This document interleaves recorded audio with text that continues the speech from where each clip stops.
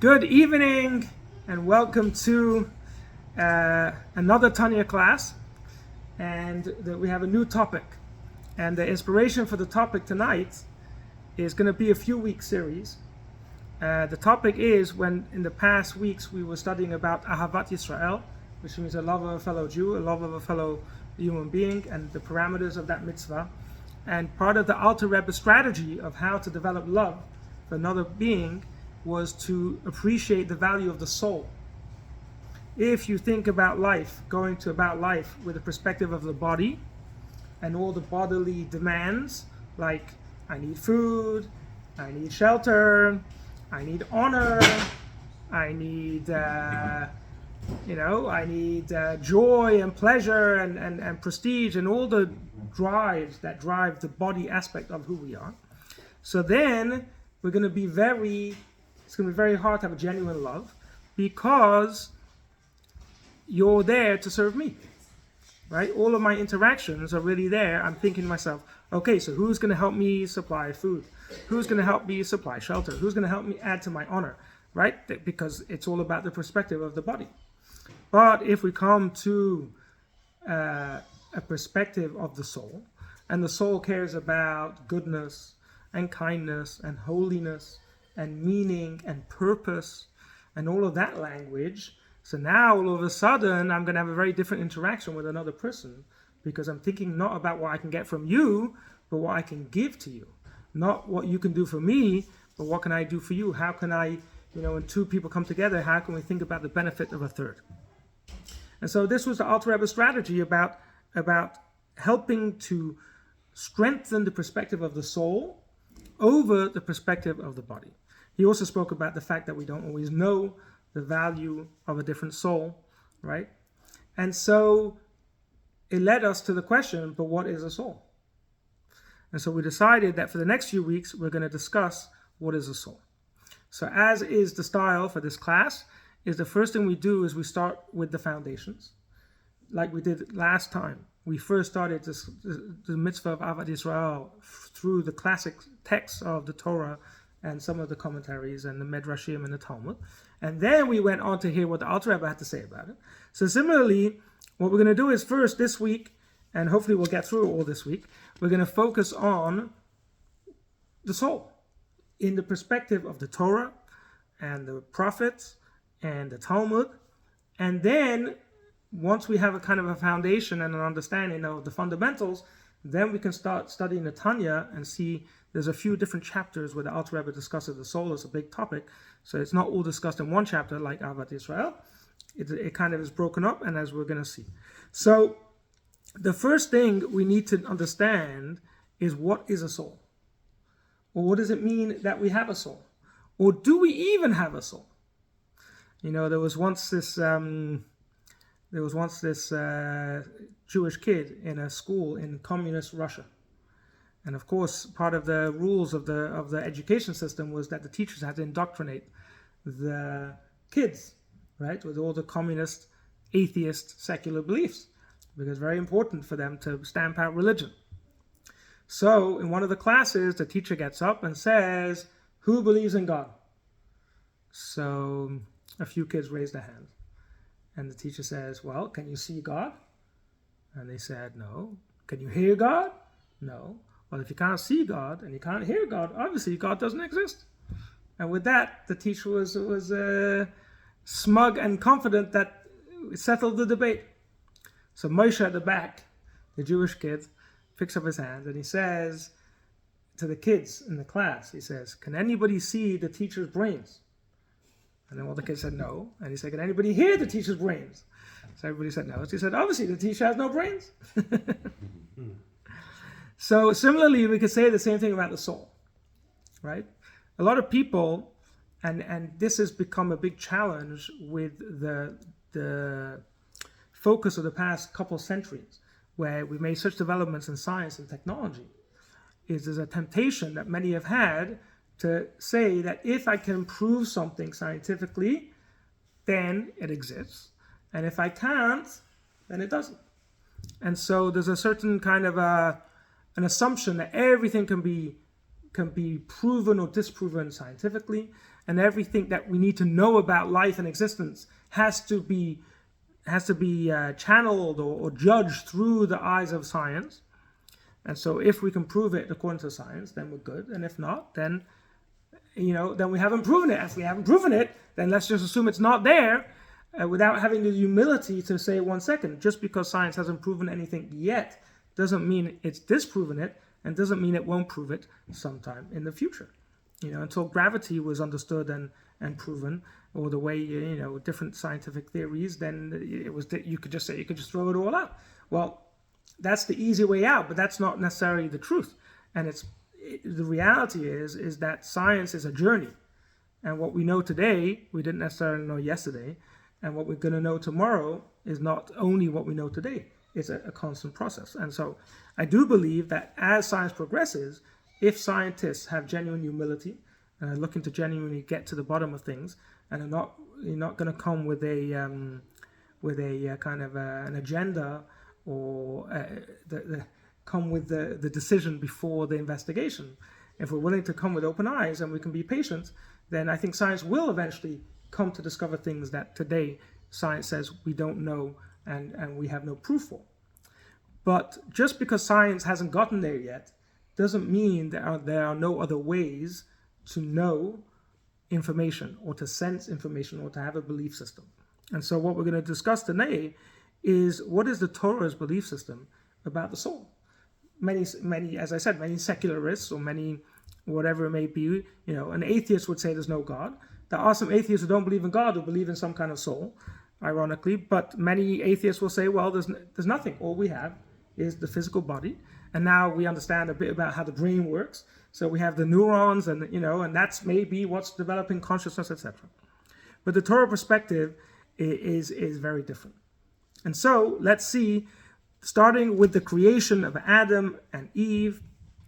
There's actually 2 creation stories about Adam and Eve. We're not going to get into that, so that's very complex, advanced Torah study. But the main point I wanted to go into is just the way the Torah describes how God created Adam. Okay, so right there at the beginning, we have God formed the human form, right? In Hebrew, it's Adam. And now, in Hebrew, Adam has 2 meanings. It's the name of Adam, and it also means the man. So, whereas in English, the translation, it's hard to know. Are we going to say now translate it as Adam, as a name of a person, or are we going to translate it as the human? So that's already, again, linguistics and how to get the nuances and subtleties, but we're not going that far. We're just taking it at face value. Whether you want to say the human or Adam, doesn't matter. And he formed this human, or this Adam, from the soil. Now, I don't know where the word humus comes in over here. If somebody can help me with advanced English. It basically means the mush of the ground. And I guess they're borrowing that term humus, unless it means something more than what I think it means. Blowing into his nostrils the breath of life. And then the human became a living being. So if you're paying attention, we have 2 things described over here. We have God forming the human from the ground, and then blowing in a breath of life, which implies that there's 2 stages over here. One is focusing on the body, the physical form, right? That's God forming the man from the ground. And the second is blowing in a breath of life. So what's the significance of that? So Rashi, who's the most famous commentator on the Torah, getting on for 1,000 years ago, he lived in the 1000s, at the end of the 11th century, going into the 12th century. And so Rashi's like, there's no Jewish edition of the Torah that does not have Rashi's commentary. And so this is what Rashi has to say. He made them both of earthly and of heavenly matter, the body of the earthly and the soul of the heavenly. For on the first day, remember, of course, the story of the 6 days of creation. On the first day, he created heaven and earth. On the second day, he created the firmament of the heavenly beings. Right? So on the first day, it's more focused on the physical. On the second day, it's more focused on the heavens, the spiritual. On the third day, let dry land appear. On the 4th day, he created the lights of the heavenly beings. So again, the dry land, and then the sun and the moon, which is more the heavens. On the 5th day, he said, let the waters swarm for earthly beings. So On the fifth day, there is focus on the fish and the birds. So consequently, on the sixth, there had to be created a being composed of both, of heavenly and of earthly matter, for otherwise there would have been envy among the works of creation, in that they would have been devoted to one class of them one day more than creation to the others. So this is, Rashi is actually giving us two very important ideas of it. One is, let's talk about what he talks about, this jealousy. What does it mean, jealousy? It doesn't mean jealousy. We're talking about heaven and earth being jealous of each other.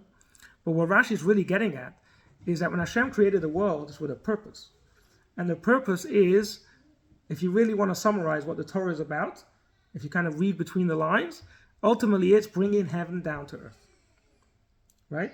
You have earth, and again, you have all the temptations of earth, and you have all the things represented by heaven, right? All the positive traits. And the human reality is that we are tempted by bodily, earthly temptations, and the goal is to devote ourselves to more heavenly, more good, more aspirational focus. So in order to do that properly, you have to have a world that has both influences in a strong way. If there would be too much influence of earth in planet Earth, in our existence, then we wouldn't have the ability to climb higher because we would be too dragged down. And if there was too much focus on heaven in our existence, then we wouldn't have a real temptation. You know, there's a new technology where vehicles are able to travel above the ground with magnetic fields, right? Now that's designed in a way, on the one hand, it has to be close to the ground to be traveling in any significant way, but on the other hand, it has to be off the ground in order for it not to actually bump into the ground. There's no wheels, right? It's just hovering above the ground. So it's this idea, it has to hover, it can't come in contact with the ground, can't be too focused on the ground, but it can't be too far into the heavens either, or else the vehicle won't work, this system, this magnetic system. So it's a similar kind of idea. Our existence in the world, we have to have both influences, and they both have to have a genuine influence on us. And if there's too much focus on the heavens, then there's no point. And if there's too much focus on the earth, then we have no hope. So that's the first point Rashi's making. The second point he's making is... Does it have to be like slightly more heaven than earth, or is it not really... Is it sort of like, well, is that the yin and yang where it's like perfectly balanced and then you can kind of... Right, so that's the general idea, exactly what the kind of algorithm is. Hashem knows the algorithm, and I suspect Hashem tweaks the algorithm too. There's actually an amazing story in the Talmud to bring out this point, where the Talmud tells how the big question is, how come in the time of the first temple, the Jews were worshipping idols? Like if you read the books of the prophets, all you read about basically is they were worshipping this idol, worshipping that idol, and during the first temple time. During the first temple time, and you're like, this is crazy. The Jews came out of Egypt, they got the Torah, they come into the land of Israel, they established the kingdom, this King David is, and they have the temple, and you would think like, wow, and yet there's just this temptation keeps coming again and again for this type of idol, that type of idol, etc. But then amazingly, the first temple gets destroyed, and they get sent into exile. They come back, and in the second temple, you don't hear anything about worshipping idols. Now you have the Hanukkah story where there was Hellenism, but that was for a short period of time, and they fought back right away, and we're just coming from Hanukkah. So the Talmud says a fascinating story. Obviously, it has to be understood as a metaphor, but the Talmud says that the sages at the end of the second temple came together, and they said, "This is crazy. That we had a temple and it got destroyed, and why? Because of idol worship, and this is crazy. We're not keeping up." So it says that they got hold of the temptation for idol worship, and they had a meeting, and they killed it. And it says from then on, there was no more temptation for idol worship. So now, obviously, they were working on, if God wouldn't have agreed with their plan, he wouldn't have agreed, right? Great sages are able to speak to God in a way that we, on a more higher level than we do. Everybody gets to speak to God. It's called prayer. But they were able to speak on a higher level, and God obviously is paying strong attention, but ultimately God's in charge, and God decides whether he wants to answer that prayer in an affirmative or not. And so the fact that Hashem agreed to this plan means Hashem agreed that now we're in a different period, it's a different time period, different era, different challenges, so it was also a major shift in the whole, because don't forget, idol worship is actually a spiritual pursuit. When they killed the temptation for idol worship, well, in the Western world, what they really is saying is actually shifted. Worshipping idols is a spiritual experience. It's not a Torah experience, but it's a spiritual experience. And there's a temptation to have a spiritual experience in this method. And the Torah says, no, spiritual pursuit is a good thing, but it has to be done in a certain way. Just like eating food, right? Eating food is a good thing, right? We need to live. But there's a kosher way of eating, a non-kosher way of eating. And similarly, so much of life, there's a kosher way of doing it and a non-kosher way of doing it. So having a spiritual experience, worshipping idols, was a drive. They were more spiritual as people. And therefore they had this appetite to worship, to worship and to have these spiritual experiences. And for whatever reason, they weren't getting enough of it in the temple and in whatever kosher format, and they had the temptation. I guess the equivalent of the cheeseburger. It's like, how am I going to miss out on the cheeseburger, right? How am I going to miss out on this, that, and the other? So that's a major shift. So Hashem knows the algorithm, and he has a plan, and I think he's constantly tweaking it in a way that there should be the balance, that it should be meaningful, and slowly we're progressing in a positive way. That it's kind of a spiral that we're climbing higher and higher, but there's a constant, each generation comes with its challenges and its temptation and tweaking of the algorithm to ensure that there's a dose, the appropriate dose of heaven, exposure to the world, and the appropriate dose of earth, of the physical. So exactly the secret recipe I can't tell you, but that's the general thrust. So, but the second thing that Rashi is saying is that Adam, as a human being himself, is a reflection of that. It's not just in the world that we have these two influences, but in the person we have these two influences. And so one is represented by the fact that God forms the body out of the dirt, out of the earth, and the other is the fact that God blows in a breath of life, which comes from God, which represents the God perspective. And then Rashi continues. The next one. Also, cattle and beasts are called nefesh chaya. Animals are also called a living soul. But the nefesh of man is most highly developed of all of them, because of him was granted understanding and speech. So here Rashi is already giving us a clue as to what some of the characteristics of the human soul that has significance over the animal soul, which is pretty obvious if we pay attention, is how are we fundamentally different from an animal.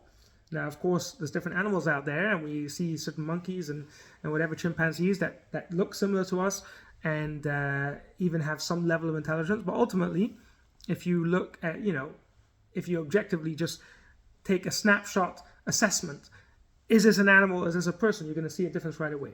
One can speak regular conversation, and one can't. One can think and have full understanding, and one can't. So even though there's some intelligence among some of the animals, but you can see that qualitatively, it's a different kind of intelligence. So, according to Rashi, two major parts of the soul of a human being is giving us the capacity to speak and giving us the capacity to think. So that already gives us an idea about what some of the characteristics of this soul. So we see over here the Torah right away at the beginning in the creation story is referencing some heavenly influence. Rashi is calling it a soul, and according to Rashi, it's responsible for speech and for intelligence. Ramban Nachmanides, a very important commentary in the Torah as well. He lived in Spain, and he eventually moved to Israel. He made Aliyah, and he spent his last years in Israel. He's in the 13th century, I believe. He explains as follows. Now, it's pretty long, but we'll kind of do a taste of it. So he says as follows, and you breathe into his nostrils the breath of life. This alludes to the superiority of the soul, its foundation and its secret, since it mentions its connection with the full divine name. So when the Torah uses the name, it actually uses God's name, Yud-Kei Vav-Kei, which is the holiest name of God. So that's the choice of word that the Torah uses when referring to that. And it says, and this name of God breathes a spirit of life into the person. And the verse says that he breathed into his nostrils the breath of life in order to inform us that the soul did not come to man from the elements, as he intimated concerning the soul of moving things, nor was an evolvement from the separate intelligence. Rather, it was the spirit of the great God. Out of his mouth comes knowledge and discernment. For he who breathes into the nostrils of another person gives into him something from his own soul. So here, Ramban, Nachmanides, says a very important teaching, which I'm highlighting now because the Alter Rebbe is going to talk about it, expound on it a lot more. But look at this interesting teaching. It says, when you breathe from your nostrils into another person, you're going from the depth of your soul. When you speak, right, you can speak without having full lungs, right? Because we don't let out much air when we speak. So it's kind of a very soft expulsion of air. But if you want to give a deep blow with a might, you have to fill up your lungs and dig in deep, and then you blow out hard. So blowing out represents actually more of an intimate connection to the essence of who I am than speaking. Even though when I speak, I'm actually sharing a message that's intelligible, and when I breathe, you don't get any message. So, if you will, on the surface, it seems like speech is much more intimate with who I am, and breathing is just like breathing. But on the other hand, from a very tangible physical awareness, when I speak, even though I'm enclosing my intelligence into my breath, but the breath itself is from a very surface level. But when I breathe, I'm breathing from really deep, the lungs, the inner organs, from the really depth of who I am. So Nachmanides is pointing this out, that this metaphor that God is breathing into Adam a breath of life, it means it's coming from the essence of God, so to speak. It's coming from deep, deep in God's, whatever you want to call it, personality or character, which obviously is a metaphor because we have to be careful not to corporalize God, and it's trying to bring out a point. And as I said, the Alter Rebbe is going to expound on this point a lot, and he actually has another source for it as well. But here we have it in Nachmanides explaining, helping us being aware of this point, just to pay attention, that when Adam now has a soul, where did it come from? First of all, when God creates the animals and even the body of Adam, it's all from the earth. Right? It says God formed the animals from the earth, and he formed the birds from the mud and the fish from the water. He's working with the elements of the physical world already, because the animal kingdom still represents the physical. And the body of Adam is also from the physical, from the earth. But the soul, that is coming from God. That's kind of an intervention. It's a superimposed intervention. In the world system, now there's something extra being added that's supernatural, that's godly. And not just godly, it's coming, God is like sharing his real from his essence.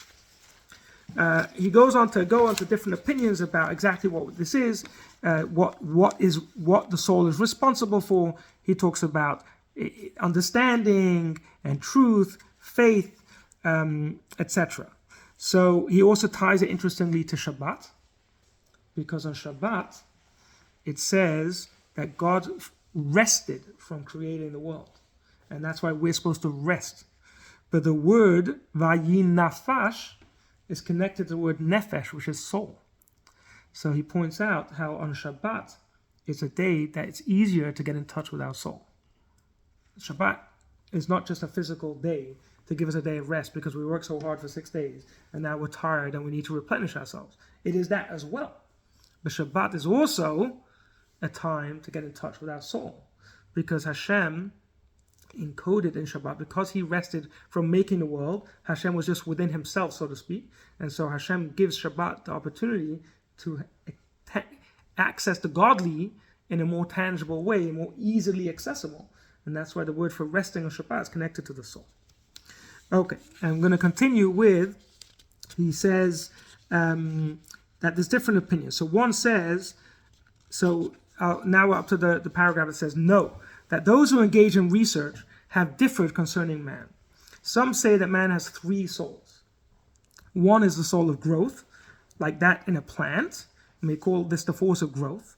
Then there's also a soul of movement, which scripture mentions concerning fish, animals, and everything that creeps upon the earth. Now, this is actually a Kabbalistic idea. For those who don't know, Ramban, Nachmanides, was actually a Kabbalist. He was a Mukubal. Now, Kabbalah, according to tradition, Kabbalah goes all the way back, and it was a kind of a secret society of level of interpretation of the Torah. But for many decades and centuries, and even millennia, it was kept very quiet. Now, there's a tradition, the Zohar comes from Rabbi Shimon Bar Yochai, and he was in the time, he was in the 2nd century in the Common Era. We're talking about close to 2,000 years ago.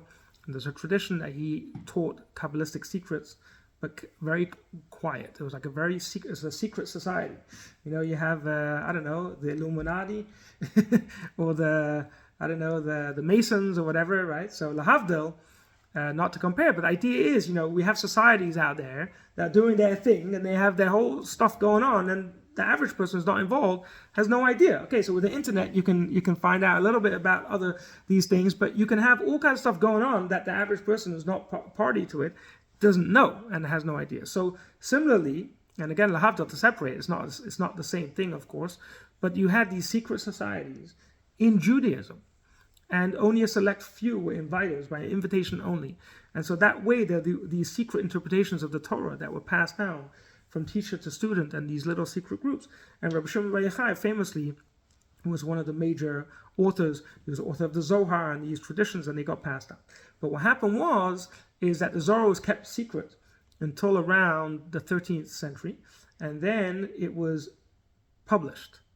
Now, publishing in those days, this is before the printing press. It wasn't actually printed in a book, but it was handwritten in a book. It was published in those days, publishing mean you wrote a book and you gave it to a group of scribes and said, copy it. And then they would take it to different towns, and then they would hire their own local people to copy it. And that's how books were copied and spread, manuscripts. It was a very slow and tedious process, but that's how wisdom was shared before the printing press. So the Zohar was published, was kind of announced, and this was after the Nachmanides, but Nachmanides was a Kabbalist, so he has lots of Kabbalistic ideas in his commentary on the Torah, whereas Rashi, for example, doesn't. Rashi was not known to be a Kabbalist, and Rambam, Maimonides, according to most opinions, was not a Kabbalist. You know, they focused on the here and now. They focused on the surface level, which is obviously the ocean of the Torah is a lot to cover, even as it is. And there's different medrashim which have some layers of deeper meaning, but on the whole, we don't find. But Nachmanides references here, he's talking about the four basic. Later on is given names: Domem, Tzameach, Chai, and Medaber. Basically, if we look around on planet Earth, we can generalize and categorize existence into four categories. Obviously, within those four categories, there's many subcategories, but in general, there's Domem, which is the inanimate, right? So think water, stone, earth, metal, right? All the physical stuff that just sits there. Okay, so water happens to flow because it rains and it gets lifted up and goes through a cycle, but ultimately water is not actually really moving in the sense of growth and movement and life. It's an inanimate object that happens to have a rotor system, right, that's imposed on it. So Domem, the world of Domem, in the times of the Ramban, Nachmanides, was looked at as Domem, dead, silent. Now what's interesting is Rabbi Isaac Luria, the Arizal, he comes up a few hundred years later, he taught that even Domem has a soul. But that's kind of for another time. But it is interesting. So Nachmanides is not focusing on the soul. So he saw stuff inanimate, we just take for granted, it just exists. There's no life there. Then you have Someach, which literally means that which grows. The vegetable kingdom, vegetation. Anything that physical, that any vegetable, whether trees or plants, or fruits or vegetables or just right, anything that grows but stationary is in this world, right? You can see there's a natural thing. So he's saying it's got the ability to grow. That's the first level of the soul, the ability to grow. And then you have Chai. Chai is life. All the animals, the fish, the birds, and their primary trait is the fact that they can move. Right? So you have growth, you have inanimate, just exists. After existence, you have growth. After growth, you have life, and the definition of life in this context is it can move. And then you have Medaber, which means is referred to the human being, can talk, and as Rashi mentioned before, can think and understand, etc. So he's talking about how the soul, the question is, what is the soul of man? So he says there are those who argue that the soul is really made up of three parts. Because we as human beings, we still have things in common with the vegetable kingdom. We grow. And we also have things in common with the animal kingdom. We can move. right? And breathe and things like that. So really, the vegetable kingdom has the inanimate existence plus the first soul, which is to grow. The animal kingdom has the inanimate existence plus the ability to grow, plus the ability to move and to breathe. And then the human being, we have all those three, plus the ability to speak and to think. So really, it's not an accident that we have similarities to the animal kingdom, because we're very similar with the animals plus, right? Just like the animals are vegetation plus. So that's what he's getting to over here. And then he talks about the third is the rational soul. So that's the debate is among the philosophers, whether to say we have three souls and each one is responsible for the other, or whether to say that we have one soul that is responsible for all of it. Now, later on in Kabbalah, and especially in the Alter Rebbe, as we're going to talk about in the Tanya, the way the Tanya and the Kabbalah finally, the final verdict, if you will, is it's understood to be one soul that has 5 levels. And there's more to it. There's not just the 3, there's actually 5.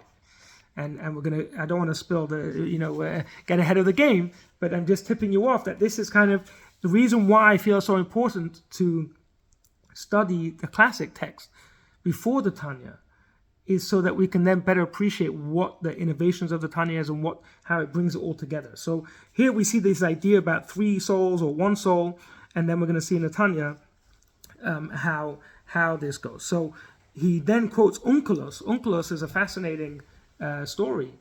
Onkelos was a Roman convert, and basically he wrote a commentary on the Torah. He's the oldest extant commentary on the Torah, but his commentary was more of a translation into Aramaic.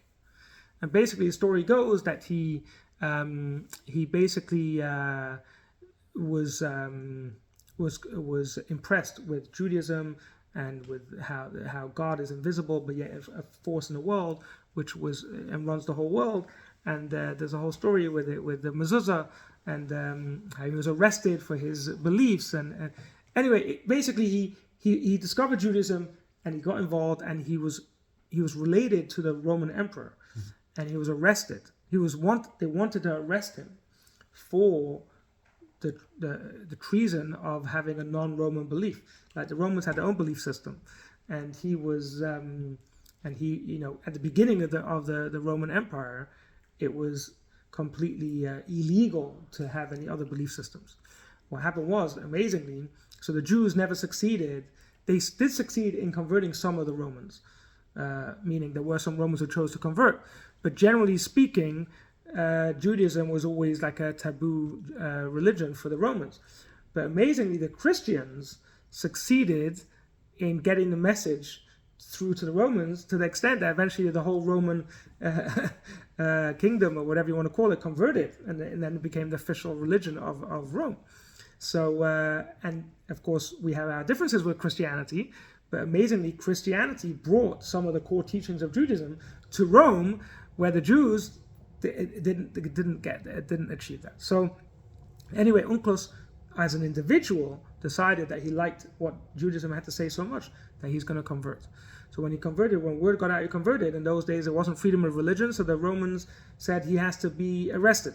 So they sent guards to arrest him, and when they came to arrest him, he started talking to them, and by the time he finished talking to them, they're like, wow, this is cool stuff, we want to become Jewish. Yeah. So they converted. So anyway, finally they says that he sent more guards, and they said the emperor forbade them from talking to him, right?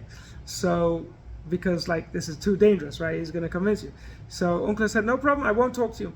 But as he was leaving the house, he put his hand on the mezuzah to give it a kiss.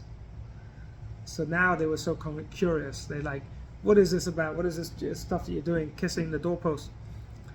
So he said, I'll tell you. He said, in our culture, in Roman culture, the emperor sits inside the palace, and he has a bunch of guards guarding him on the outside to protect him. Even our gods are inside the temple, and we need guards to protect them on the outside. He said, but the Jewish God, he lets you go inside the house, and he stands on the outside guarding you and protecting you. And that's symbolized by the mezuzah, representing God's presence, that God is protecting us, which is what the name on the outside of the mezuzah is Shin Daled Yud, which is one of the names of God. It stands for Shomer Daltot Yisrael. God guards the houses and the doors of Daltot or Dirot of Israel, meaning the mezuzah represents God's protection. See, it's like, and they were so impressed that they also, anyway, so he managed to get away, and he came to the Jewish community, and he got away, and he became a Torah scholar, and he saw a need to translate the Torah into Aramaic, because that was a very popular language in those days. Think of English today, right? You know, so many people don't understand Hebrew, and so he translated the Torah. But when he translated the Torah, he didn't. It's mostly a translation. Sometimes he adds a few words here and there. So, you know, as we know, every translation becomes a commentary, even if it's just a direct translation. And so effectively, now there's an older translation of the Torah, the Septuagint into Greek, but we're not going to get into that. That wasn't really so appreciated by the rabbis of the time. It was done by force. Ptolemy hired them to make that translation, and that's another whole story. But this is the first authorized translation and therefore commentary that we have extant. There may have been others beforehand that we may or not know about. Anyway, so sometimes you can get to understand what Onkelos is saying just by seeing the translation. Just by, if you know Aramaic and you get his words, then you can get what he's saying. So he's saying, Onkelos, however, said, and it became a speaking soul in man. From this it would appear that his opinion coincides with those who say that man has various souls, and that this rational soul which God breathed into his nostrils became a speaking soul. Oh, so he had other, I actually did 3 dots, I skipped out because it was getting too complicated. Onkelos, he is saying, agrees with this opinion that it's 3 that then becomes 1. Anyway, he continues, it appears to me that this is also the opinion of our rabbis. And the Midrash Vayikra Rabbah, we find it says, said Rabbi Oven, when a man sleeps, obviously man means human, man and woman, the body tells the neshama, which is the moving spirit, and the neshama tells the nefesh, which is the rational soul, and the nefesh tells the angel. So he's explaining over here that there's kind of these levels of the soul, and the highest level is able to interact with an angel, the lowest level interacts with the body, and there's this kind of chain reaction. Now notice the names, there's all different opinions as to which name refers to what. Over here he refers to the neshama as the lower level, and the nefesh as the higher level. As we're going to see in Tanya, there's other ways of understanding that. So also the verse, he gathers unto himself his spirit and his breath, indicates, according to his plain meaning, that his spirit and breath are 2 distinct things. Okay, so he's bringing out this point that there are different levels in the soul and responsible for different things. And as I said, we're going to get more information about that in the Tanya. Okay, so we'll leave that. If you want to read that to yourself at a later time, you're welcome to the rest of it. Now we're going to continue with another verse in the creation story. I mentioned at the beginning that there's 2 creation stories in the Torah. It goes into there's the one general picture, and then it goes into more detail. So if we go back to the first story of creation of Adam, there we have another 2 words, which unbelievable statement if you think about it, and that is also going to tell us a lot about the soul. So the Hebrew is Vayivra Elokim et ha'adam b'tzalmo, b'tzelem Elokim bara oto, zachar v'nekeva bara otam. And God created humankind in the divine image, creating it in the image of God, creating them male and female. So this is right in the first chapter. Unbelievable. Hashem created the human being, man and woman, in the image of God. Now, it doesn't say that about anything else. It doesn't say that about all the other creations and creatures and animals and birds and fish, are all created by God, etc., whatever. But nowhere are they described as in the image of God. So what does this image of God mean? So we have different opinions. And what we're going to do is, I'm going to read 2 of the classic commentators on this verse, which point out that we're talking about, so this is actually in Hebrew, but I'm going to give you a synopsis. So Abarbanel was a major commentary in the Torah. Some people pronounce it Abravnel. And he was in Spain, in the golden era of Spain, before 1492, when the Jews were expelled. For a few hundred years, there was an unbelievable the golden era of Spain. The Jewish community there was very established, very, very successful materially. They were very close to the king, and they were very high of government officials. Either him or his cousin. There wasn't Abarbanel who was a minister in the government, but he was also a Torah scholar. And so there was both great success financially, politically, and spiritually. Great yeshivot were in Spain. Great sages came from Spain. Ramban, I mentioned Nachmanides. Although there were hiccups along the way when there was different conquests and whatever, we don't want to get into too much, but there were a lot of very important works of Torah that were written coming out of Spain during this time. So one of them was the Abarbanel when he has his commentary on the Torah. So he says as follows: that which I explained, it's in Hebrew, so I'm just going to translate. That which explained above, the verse is referring to the creation of man, attributing it to God and not to earth, which is completely different than anything else that has been described until now in the creation story. Everything else, well, we have heaven, right? It says God created heaven. But even then, it doesn't say that heaven is in an image of God. Obviously, it's a metaphor for the more spiritual things, but even then, it doesn't say an image of God. But the human being is created, attributed to God. But then he says, why? Why is this? Because he has an intellectual soul. And that comes from God, and it doesn't come from anywhere else. And that's why it says that God created Adam. It says God created Adam, whereas in other parts of the creation story it says that God formed. What's creation? Because it means he created Adam, the human being, by giving him an intellectual soul. And it uses the term creation, not making, because by animals and all the lower forms, it's just God making them, right? So it's just like, a lower level of a description. But the human being is referred to in this creation, which implies a much greater level of involvement, so to speak, and that is bringing out this point. So according to Abarbanel, when the Torah describes the human being in the image of God, it's really describing what does it mean to be godlike. It means that we have an ability to think and understand, which is uniquely human, and in that sense, we share something with God. Because God, of course, can understand. God is the super intelligence, right? You go to Google or wherever, and they're even going to talk about how we're going to create God by making a super AI, right? Because everybody understands, even the greatest secular person, you understand that God, in theory, right? Either you believe in God, or in theory, but what is God? One way of describing God is a super intelligence that understands everything, right? And knows everything. Obviously, there's other parts to God, other ways of describing God. So if you make an AI that will understand everything, right, and calculate everything, then we're creating a human God, okay? So obviously, it's a very arrogant approach, but the idea of creating an AI, that's not the problem. The problem is thinking that we're going to create God. But the point is that God is the only other thing, the only other existence in the universe, in the world, that understands, right? Of course, we don't understand the level of God, but the very fact that we can understand in any way, in any real way, is because we are created in the image of God. Now, again, spoiler alert, in Kabbalah, it takes this to a whole new level. And the Tanya is going to talk about this, and Kabbalah is going to talk about it. We're going to touch on it in the Tanya, that what it explains in the Tanya and in Kabbalah is that really, when we speak about the image of God, it's even more detailed than that. And basically one of the things Kabbalah does is it says that the fact that we create an image of God is a two-way street. On the one hand, it's telling us that we are like God.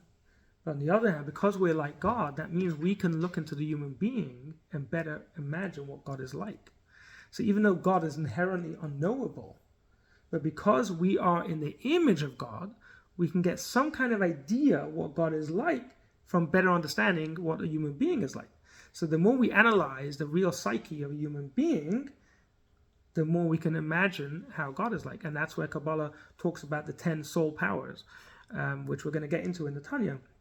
But that idea is that the 10 soul powers in the human being reflect the 10 godly, divine powers of God's personality, so to speak.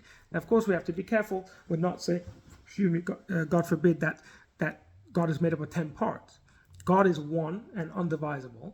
But when we say God's personality, we mean God choosing to interact with the world and with us in 10 different ways. So you can think of a person who's one person, but they have different tools, right? They can have a hammer that they use to bang in nails, and they can have a saw that they use to cut things, and they can have a drill that they use to make holes, and they have, I don't know, a wrench to use to right? So you can say now the person is not one person. No, it's one person who's using different tools of how to do things. So similarly, God is one, but he chose to express himself in different tools, so to speak, and they are the 10 primary tools with which he creates the world, interacts with the world, and therefore we, who are created in his image, have these 10 soul powers, which again give us 10 primary traits and characteristics, which we're going to get into much more in the Tanya. But I just wanted to give you a heads up that this idea of being created in God's image, right, has a lot more to unpack. But the fundamental idea is that we have some kind of soul, which is a spark of God, and therefore we're in God's image. What's the soul in this context? According to Abarbanel, it means intelligence. Okay, yes. I keep on getting confused by this idea of like man has a soul, or people have a soul. Is that just a language thing, or is it like I wonder, are we a soul versus like if so people have a soul, then what's the people and what's the soul? Right. So it's a very good question. We're going to get into a lot more when we get into the Tanya itself, but because you raised it, I'll share a few brief ideas, or two brief ideas. One is that there's the big debate: are we spiritual beings who have a physical experience in this world, or are we physical beings who have a spiritual experience in this world? So the answer is, it depends from whose perspective. From the godly soul's perspective, and I'm going to cheat by already adding in the word God, or let's just keep it simple, from the soul perspective, the soul is the primary existence, and it just has to come down to this world, into the physical world, and into a physical body, because it's sent on a mission. From the body's perspective, the body is what counts, and the soul is encroaching. So that is exactly what the challenge is, because if you think about it, we spoke already about this in a couple of weeks ago. But to recap the idea, because it's so fundamental, we are all born with our animal soul. Now, when we spoke about the 5 levels, the lowest level, we talk about the biological life, right? Now, that's coming from the soul, but it's so watered down, so to speak, that it's like the lowest level of the soul as it interacts with the body directly, which means, just very physically, our heart is beating, right, every moment, right? There's a magnetic, an electrical pulse, right? And to the extent that if somebody is, God forbid, the heart stops, they can even bring it back by giving an electric shock, right? What is making the heart pump and beat every couple of seconds, or every second, depending on your heartbeat, right? It's a life force. Now that is, according to Kabbalah, is the lowest level of the soul as it interacts with the body. Think of the level of interaction of a hand and a glove. It's so tailor-made for each other that it's almost hard to differentiate where's the hand stop and the glove begin, and where's the glove stop and the hand begin, right? If you wear a sack over you, right, there's very little interaction between you and the sack. But when you have a nice fitted garment, it's so tailor-made to fit exactly you. And if you have gloves, socks is there to fit your feet, but then there's still your toes that don't have. But gloves is it's so designed to fit your hand. It's such a good fit. So the lowest level of the soul is so enclosed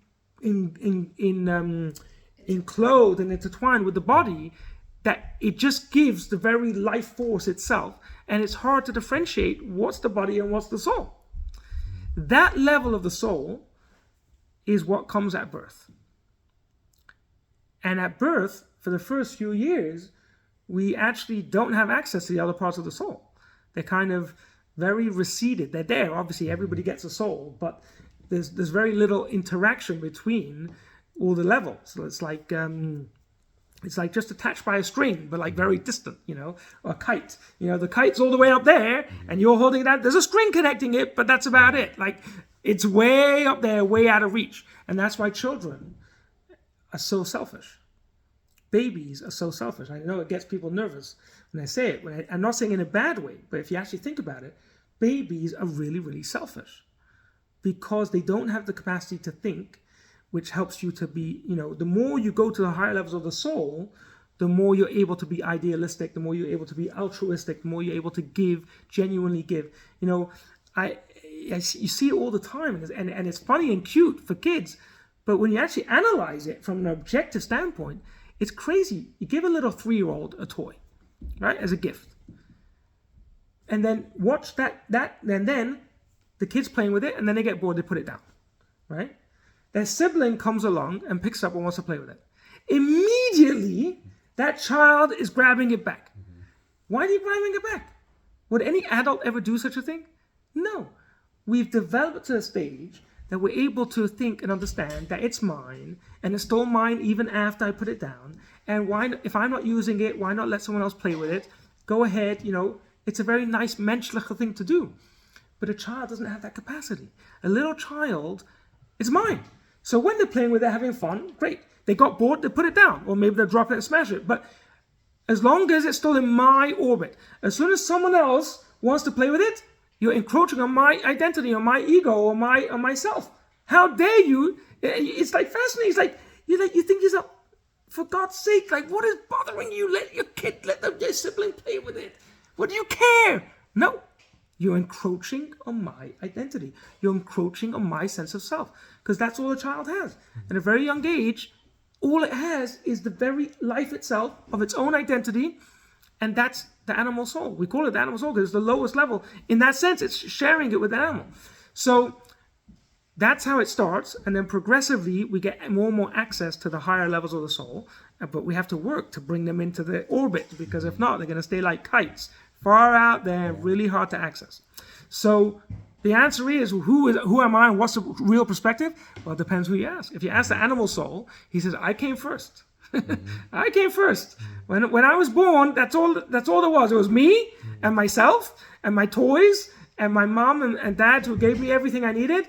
And don't you start stepping on my toes. And then the higher levels of the soul start coming in. And the animal soul's like, who are you? Where do you? How dare you? You're encroaching on my space. But the godly soul looks at it the other way around. The godly soul has its own identity, its own agenda, its own spiritual pursuits, and it gets forced into living in this world. And it gets like sent, like it gets like like a nail gun, right? You ever seen a nail gun, right? So you can knock in a nail one of the. You have a nail gun and go poof, and it's like the nail's in there now. It's like you're stuck in there, whether you like it or not. So the godly soul is just like forced into this marriage to the physical body and the animal soul, and it's like, now figure it out. And it's like, oh my God, what is going on with it? It's a different language, a different agenda. So the godly soul thinks its perspective is the real perspective, is the right, is the true self, and he's like, why are you so self-centered? Why are you all you thinking about is the next bar of chocolate? Why are you thinking about the next $100 you're going to make? Why are you like? He's so confused, and that's where the thing. So that's as far as perspectives. But I'm going to get to you in a second. I saw you had a question. But the ultimate question is though, but who am I?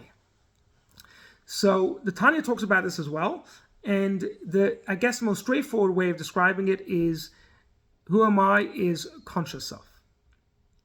So in Kabbalah and Tanya, it talks about da'at, just awareness. Yeah.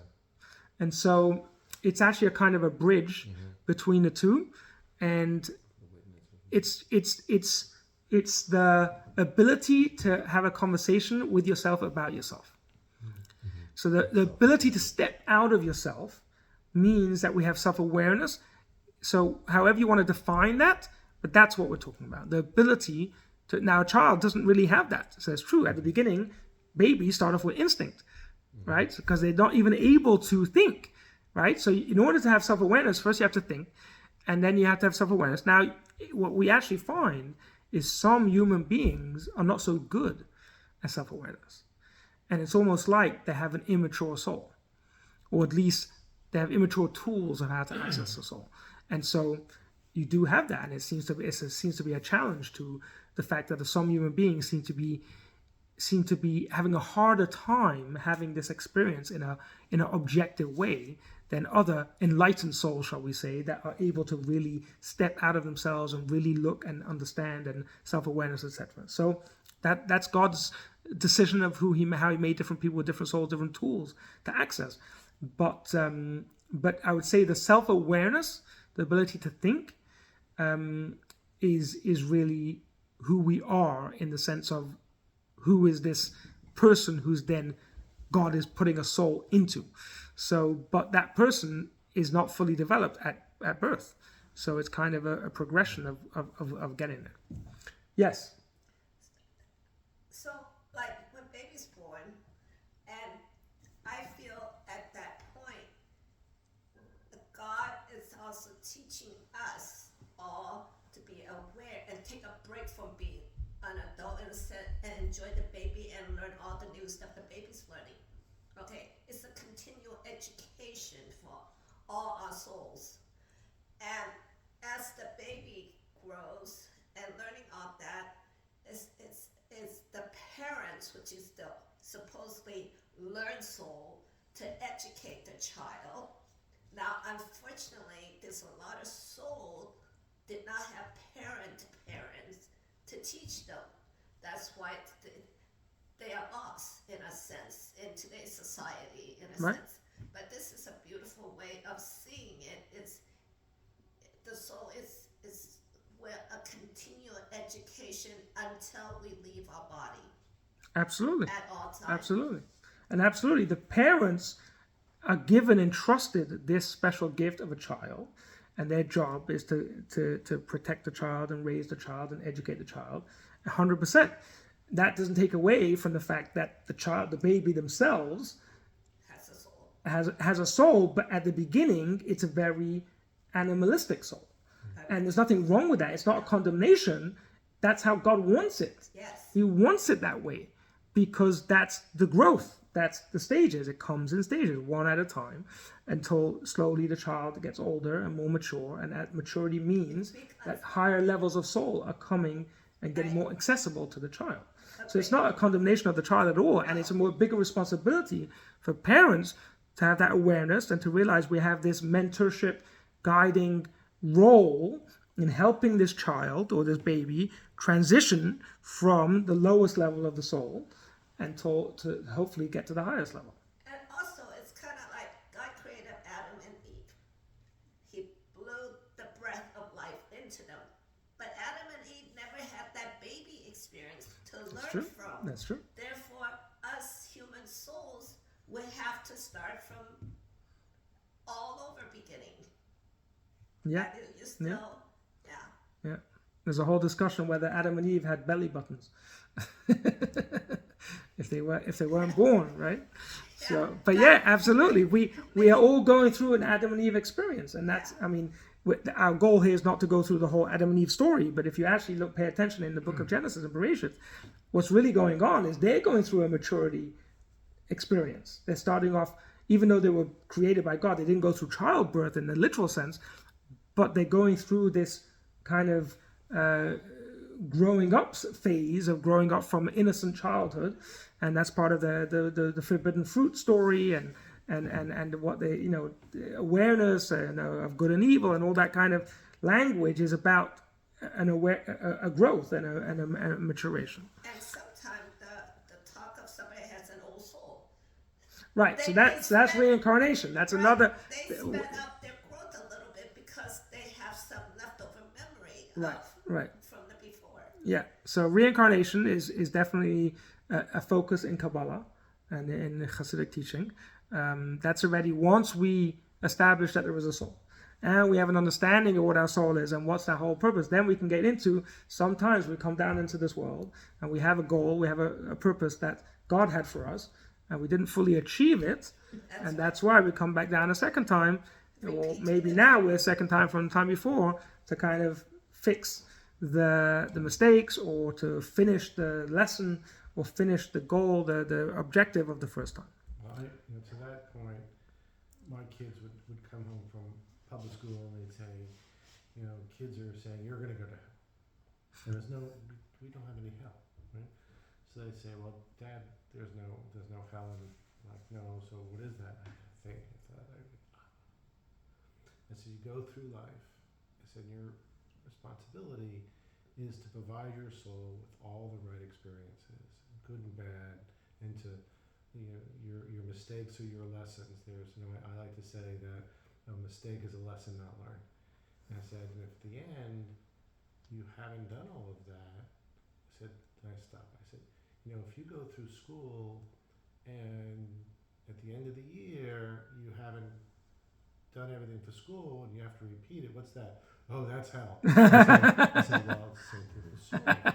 I said, you have to go back, do it all over again. And that's the only explanation I was able to come up with without studying the Kabbalah, but I thought it was appropriate. That's great. That's great. Satisfied their curiosity. On that, like for what it's worth, like watching like near-death experiences, sort of like these folks who have really happy lives, they almost die or they die for a while, and then they get united with God, or everyone has different experiences, and then they almost like don't want to come back to the heaviness of like earth and this, and like please let me stay connected with this place that feels more like home than home, and like coming back to like this small body and doing the hard work of like being very close to the earth and heavy, and like this sort of infinite expanded soul coming back into the like a tight shoe of the body.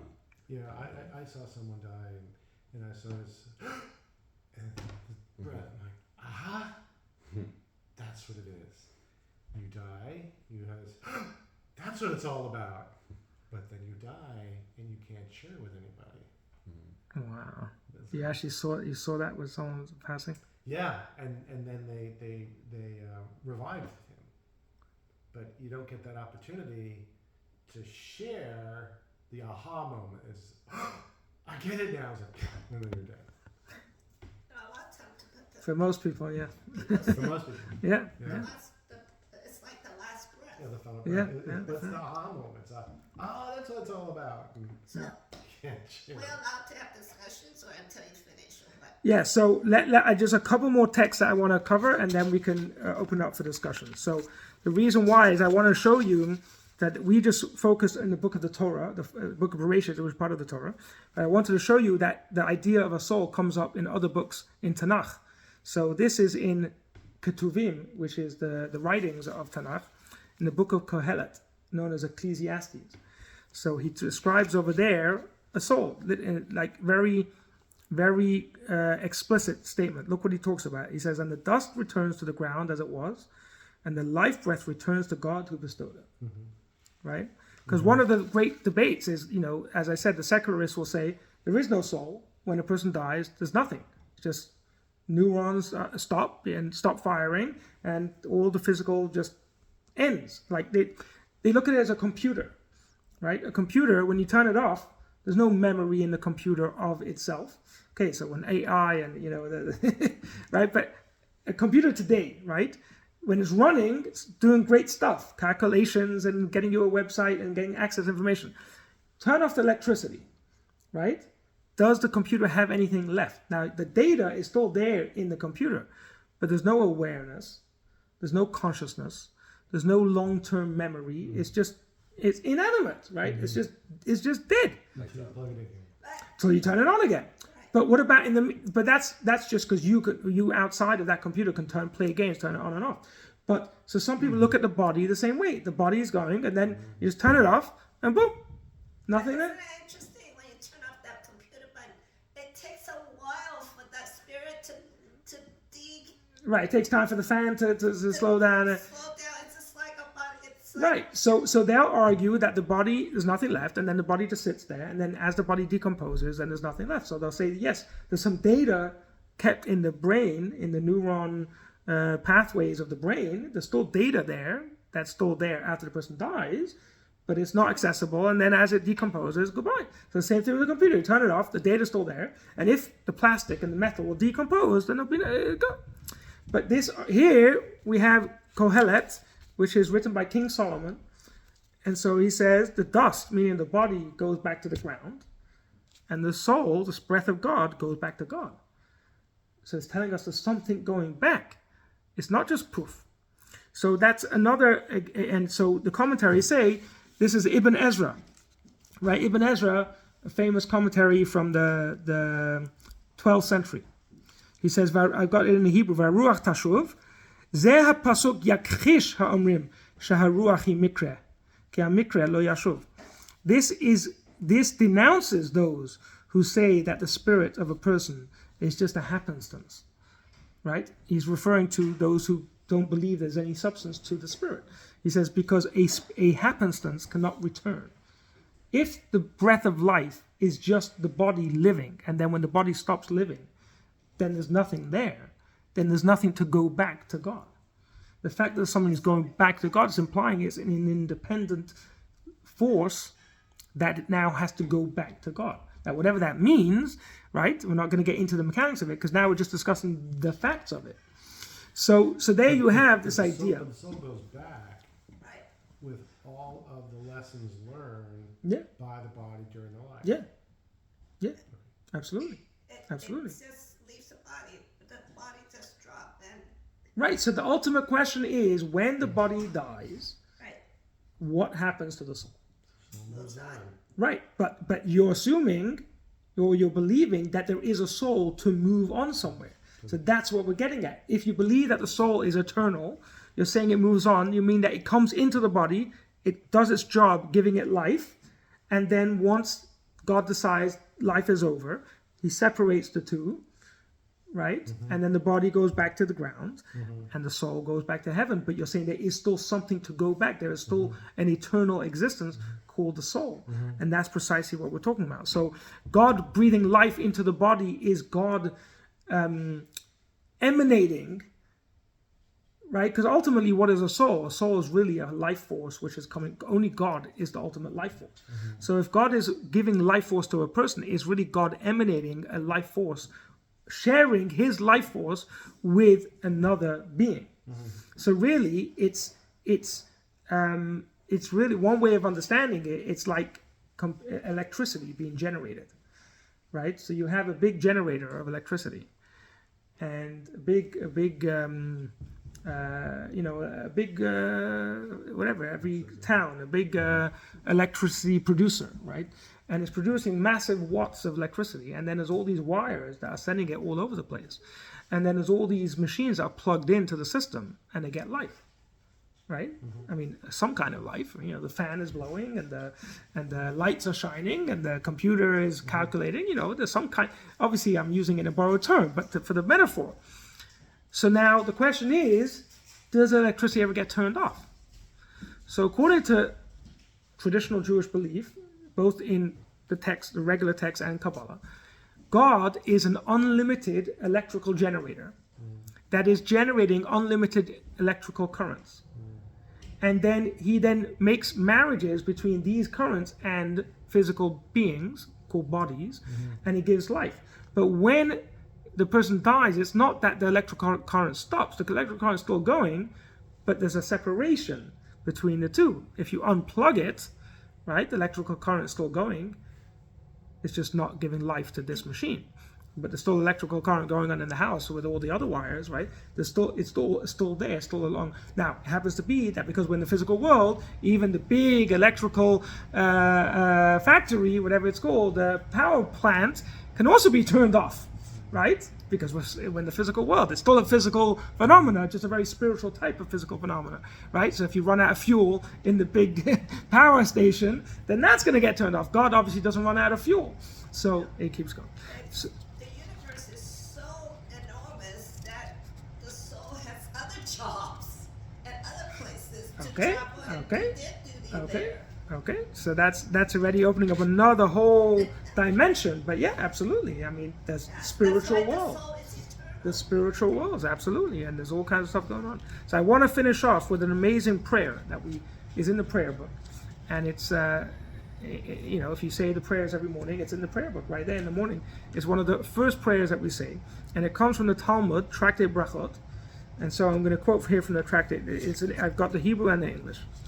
When one awakens, he recites, "My God, the soul you have placed within me is pure.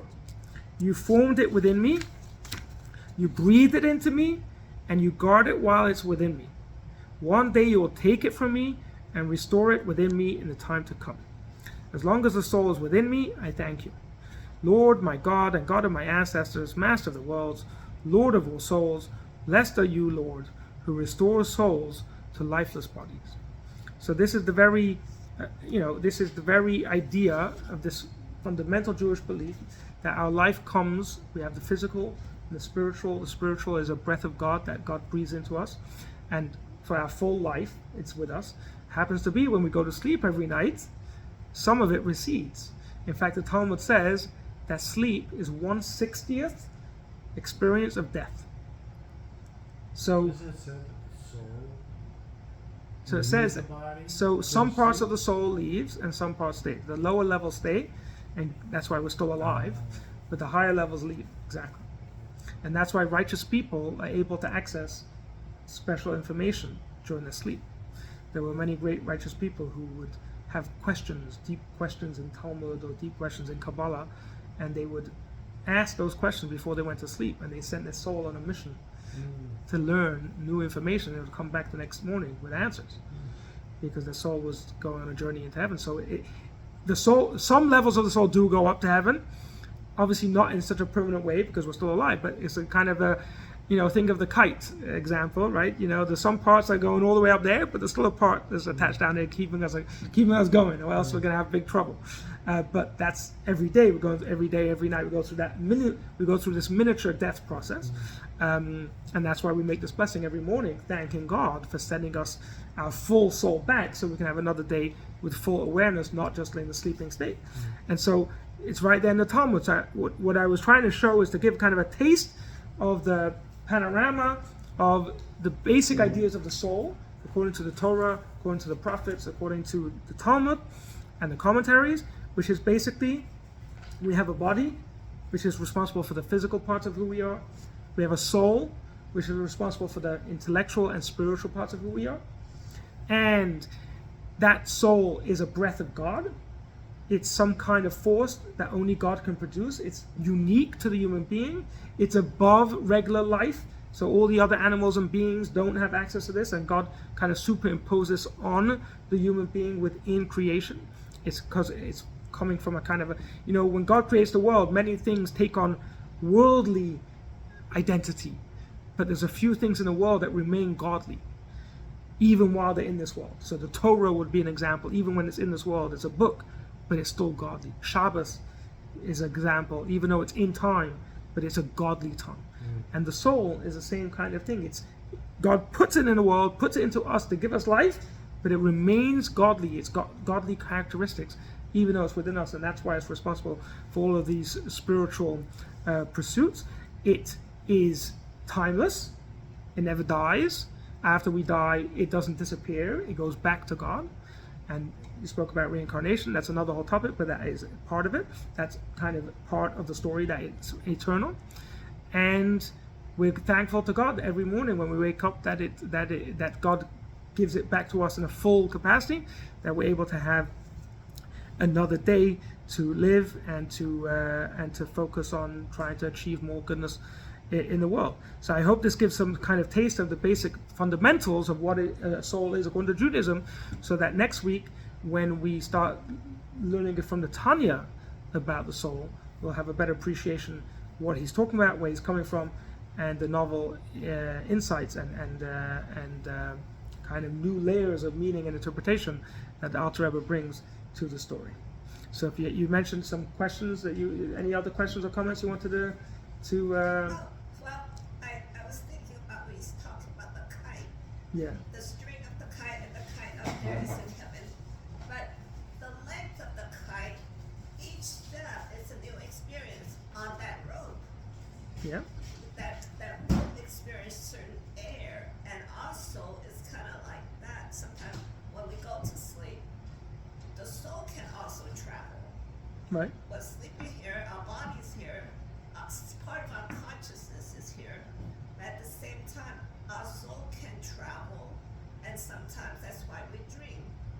Right. And then some of the experience, we go, whoa, is that our dream or actual experience at another plane? That's why it's the beauty of the soul is Right. it's eternal on that sense. And Right. So sometimes we dream and we realize when we wake up there was nonsense, and that's because we we couldn't not always is our soul. Sometimes our soul is bogged down by all the physical things that we did in our day, Right.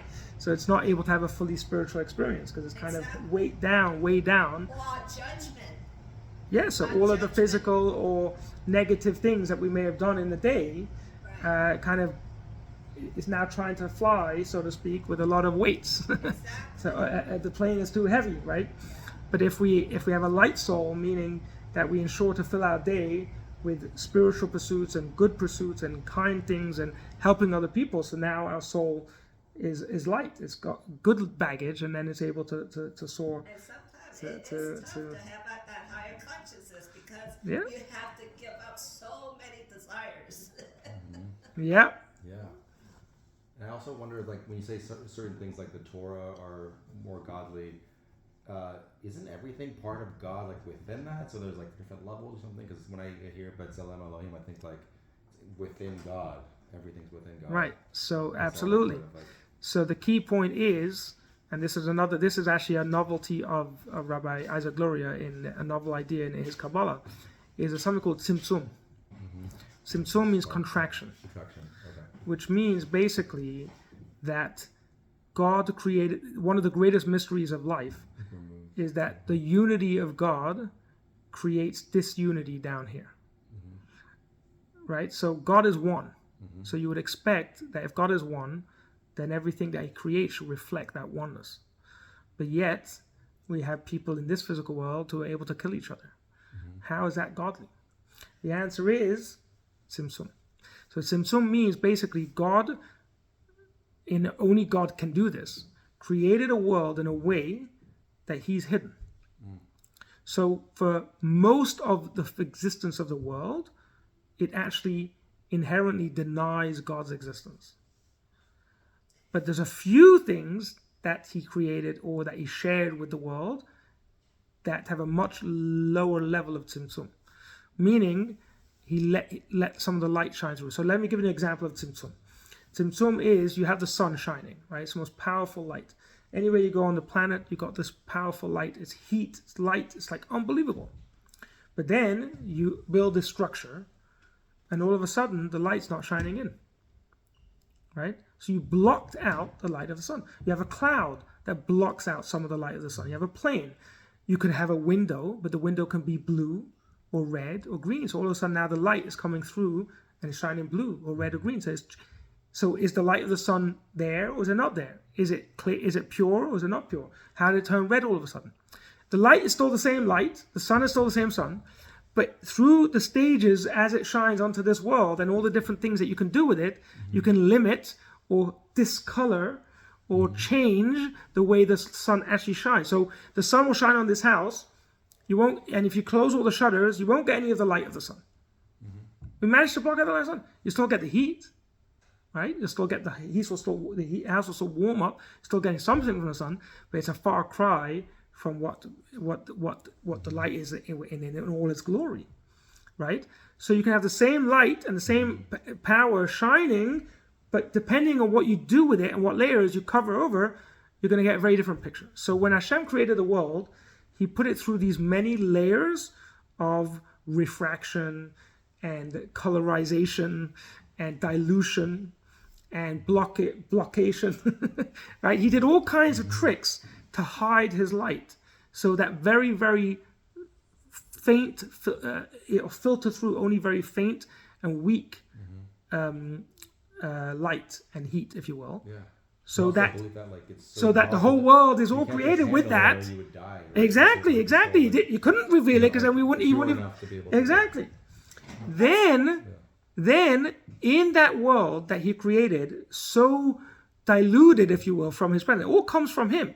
but it's been watered down, diluted. Then he opened up a few windows. Now, even those windows, you had to be careful. He couldn't open massive windows fully with pure light, because then again, it would burn us all up and destroy us.